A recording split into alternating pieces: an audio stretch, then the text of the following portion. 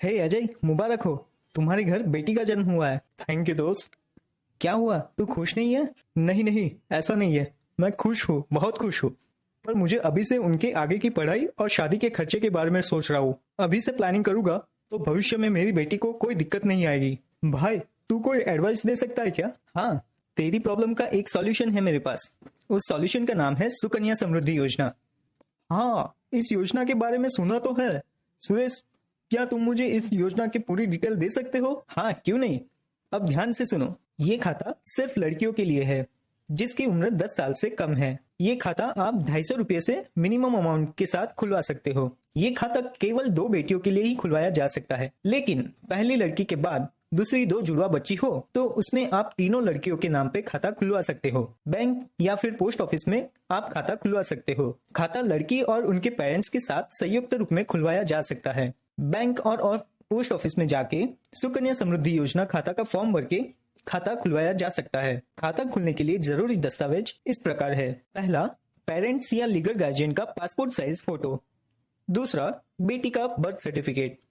तीसरा, पेरेंट्स या legal guardian का पहचान पत्र।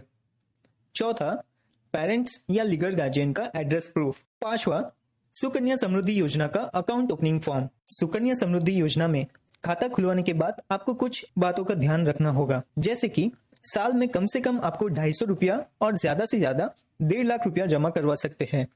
खाता खुलवाने के अगले 14 साल तक रकम जमा करवानी होगी।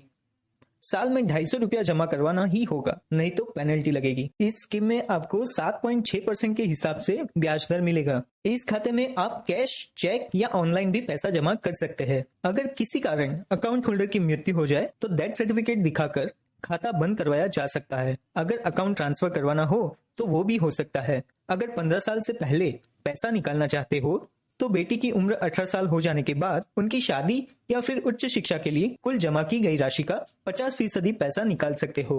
बेटी की उम्र 21 साल होने तक यह खाता चालू रहेगा और ब्याज जुड़ता रहेगा। खाता खुलवाने के 14 साल तक ही आपको पैसा जमा करवाना है और एटीसी के तहत आपको इनकम टैक्स में राहत भी मिलेगी। ध्यान रहे, इस योजना का लाभ आप अपनी बेटियों की शादी और उच्च शिक्षा के लिए ही करें।